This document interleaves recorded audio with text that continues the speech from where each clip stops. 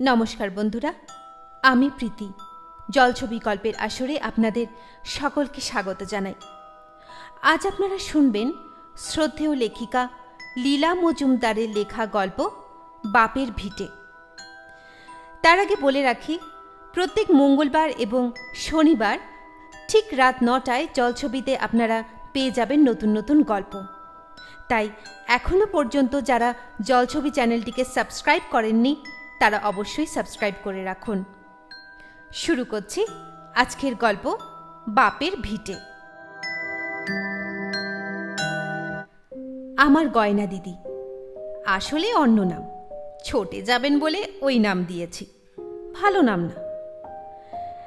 একবার বুড়ো বয়সে ছেলে বউয়ের উপর রেগে মেগে কলকাতা থেকে গঙ্গাসাগর যেতে আধা পথ দূরে উত্তরাধিকার সূত্রে পাওয়া তার বাপ পিতেমোর আদি বাড়িতে চলে গিয়েছিলেন। সে এক অদ্ভুত জায়গা। জগন্নাথ ঘাট থেকে নৌকোয় উঠে 7 ঘন্টা বাদে মকরঘাটায় নামতে হয়। যেমন নাম তেমনই জায়গা। সেকালে নাকি বড় বড় সুর তোলা মকর ডাঙায় উঠে শীতকালে রোদ পোহাতো। তাদের মুখে লালা শুকিয়ে নদীর পাড়ে ঝিনুকের মতো রঙের মুক্তোর মতো গোল সব মণি তৈরি হতো। সেই মকরমণি যারা কুড়োতো তাদের আর ফিরে চাইতে হতো না। বলেছি না, অদ্ভুত জায়গা। মকরঘাটায় একটা ছোট টিনের ট্রাঙ্ক, একটা ছোট শতরঞ্জির বিছানা আর একটা আরও ছোট বেতের ঝুড়ি শুদ্ধ গয়না দিদিকে নামিয়ে দিয়ে দুকুল মাঝি বলল, তা বুড়ো মায়ের থাকা হবেটা কোথায়? নিতে তো কেউ আসেনি। গয়না দিদি রেগে বললেন, এসবে আবার কেটা রে? বাপ পিতেমোর বাড়ি আসছি, তার জন্য কি মিছিল করতে হবে? জিনিস বইবার লোক দে, নন্দীবাড়ি পৌঁছে দেবে, কাছেই কোথাও হবে। ঘাট থেকে হাঁক দিয়ে বুড়ো ঠাকুরদা বটকন্দা আনাতেন। শুনে মাঝি কাঠ। সে বাড়ি তো ভালো না মা, ওখানে জনমানুষ থাকে না। গয়না দিদি চটে গেলেন। কথা চিড়ি দেখো, আমার বাপ পিতেমোর ভিটে, তারা একদিনের জন্যও নিজেদের ভিটে ছেড়ে আর কোথাও রাত কাটাননি। আজ বলে কিনা কেউ থাকে না। মাঝি বলল, ঠিক তাই, সেজন্যই মানা করতেছি। তারপর গয়না দিদিকে নিজেই বাক্স তোলার জোগাড় করতে দেখে গোলুইয়ের উপর যে লোকটা এতক্ষণ ঘুমোচ্ছিল তাকে ঠেলে তুলে দিয়ে বলল, এই মাধব, মাঠানের জিনিস নন্দীবাড়ি পৌঁছে দেয় আয়, 1 টাকা পাবি। গয়না দিদি ভেবেছিলেন 50 পয়সা দেবে, তা গতিক দেখে চুপ করে রইলেন। মাধব জিনিস নিয়ে বাঁশবাগানের মধ্যে দিয়ে হাঁটা দিল। গয়না দিদি 5-7 মিনিটে বাপ পিতেমোর ভিটে পৌঁছে গেলেন। মাধব পাঁচিলে বসানো তালাবন্ধ দরজার সামনে মোট নামিয়ে বলল, টাকাটা দেখি, আমি ভেতরে পা দিচ্ছি নে, জিনিস কে করে তুলবে? গয়না দিদি বললেন, দেখি ডাকাডাকি করে কেউ যদি থাকে। মাধব জিভ কেটে বললেন,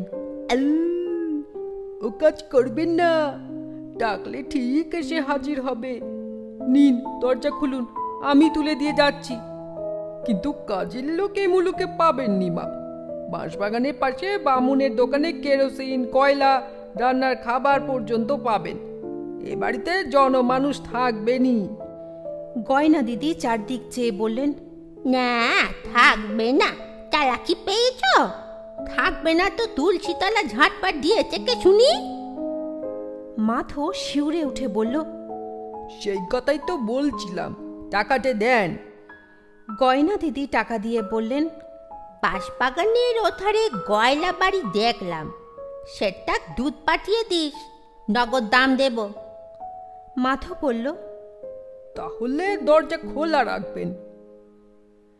ঘরের তক্তপোষ, জল চৌকি, পিঁড়ি সব কাঁঠাল কাঠের তৈরি, পরিষ্কার টরিষ্কার। বাক্স প্যাঁটরা খুলতে খুলতে গয়লা দুধ নিয়ে এসে বাইরে থেকে ডেকে বলল, দুধ লেন, আমি ভেতরে যাবনি, সূর্যি হেলেছেন। যত সব কুসংস্কার। গয়না দিদি দুধের হাড়ি নিয়ে বেরোতেই গয়লা বলল, মোক্ষদা পিসির বাড়িতে ঘর পেতেন, সেইটাই ভালো হতো। দিদি রেগে গেলেন। বাপিতে মোর বাড়িতে সেইটি কি ভালো হতো? তারা তেতে পুড়ে এইখানে প্রাণ জুড়োতেন। সিপাই হাঙ্গামার সময় বুড়ো ঠাকুমা ছেলে পুলে নিয়ে এইখানে উঠে প্রাণ বাঁচিয়েছিলেন। কেন, হয়টা কি চোর ডাকাত আসে? এগে রেতে ছাদে ধূপ ধাপ পড়ে, বড়ুক আর কি। গোয়ালে কারা রাত কাটায়, তুলসী তলায় আলো দেয়। ভালো করে, আমার বাড়িতে আজ আমি আলো দেব। গয়লা নিঃশ্বাস ছেড়ে বলল, তবে আর কিছু বলবো নি। ভেতরের উঠোন কিন্তু আবর্জনায় ভরা। গয়না দিদি গোয়াল ঘরের দিকে মুখ করে হাঁক দিলেন, কে আছিস ওখানে? উঠোন ঝেঁটিয়ে পেটিয়ে রাখতে পারিস না? ততক্ষণে অন্ধকার নেমেছে। কে একটা গোয়াল থেকে বেরিয়ে এসে ঝাঁট দিতে শুরু করে দিল। উঠোনের কোণে ছোট কুয়া।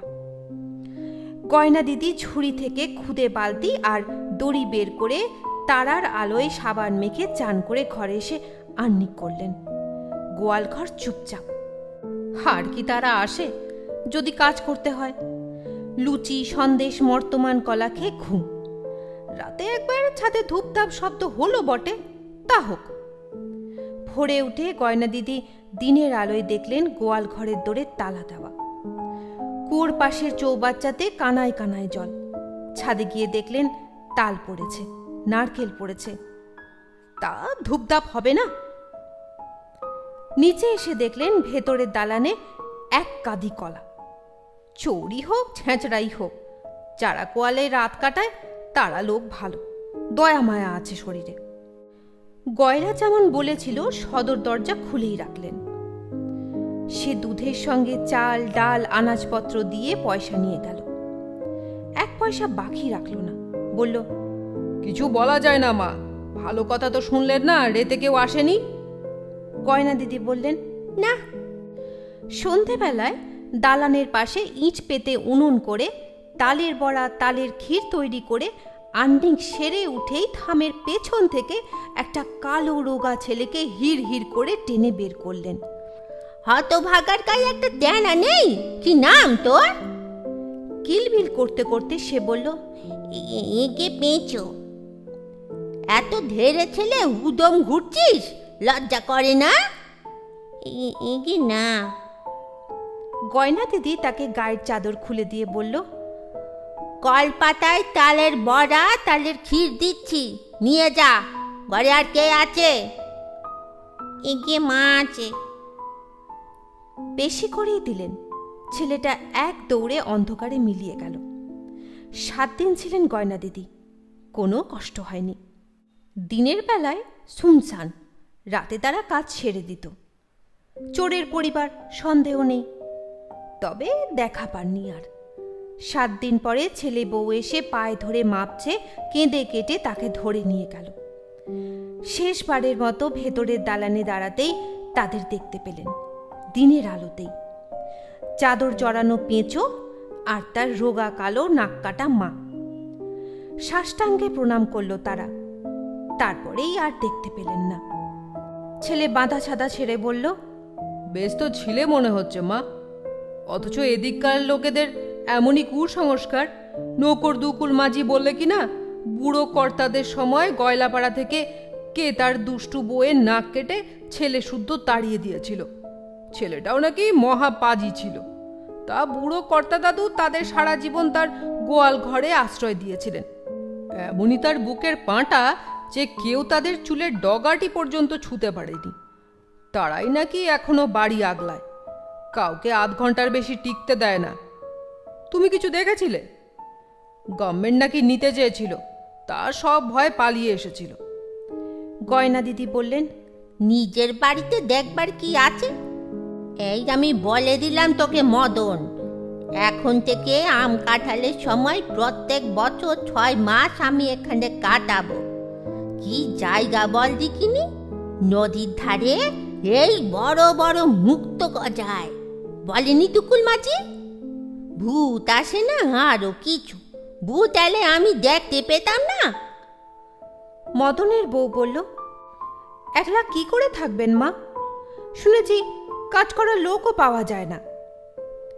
দুকুল মাঝি দড়ি খুলে দিয়ে বলল, অন্য জায়গায় থাকলে পাওয়া যেত, নন্দী বাড়িতে কেউ পাও দেবে না। গয়না দিদি ফোঁস করে উঠলেন, যত রাজ্যের বাজে কথা, লোক ওখানে যথেষ্ট আছে। কি ঝটিতি পটিতি কাজ তাদের, কি পরিষ্কার পরিচ্ছন্ন, এক কণা ধুলো তো পড়ে থাকেই না। রেতে টেমির আলোতে স্পষ্ট দেখেছি দুটো লোক কাজ করে যায়, তা মাটিতে এতটুকু ছায়াও পড়ে না। হাঁ করে আছিস যে বড়, কি হলো তোদের? এতক্ষণ শুনছিলেন শ্রদ্ধেয় লেখিকা লীলা মজুমদারের লেখা গল্প বাপের ভিটে। আশা করি গল্পটি সকলের খুব ভালো লেগেছে। আরেকবার মনে করিয়ে দিই, প্রত্যেক মঙ্গলবার এবং শনিবার ঠিক রাত 9টায় জলছবিতে আপনারা পেয়ে যাবেন নতুন নতুন গল্প। তাই এখনও যারা জলছবি চ্যানেলটিকে সাবস্ক্রাইব করেননি তারা অবশ্যই সাবস্ক্রাইব করে রাখুন, আর বেল আইকনটি অবশ্যই প্রেস করে রাখবেন। আজকের মতো আসি তাহলে, ধন্যবাদ।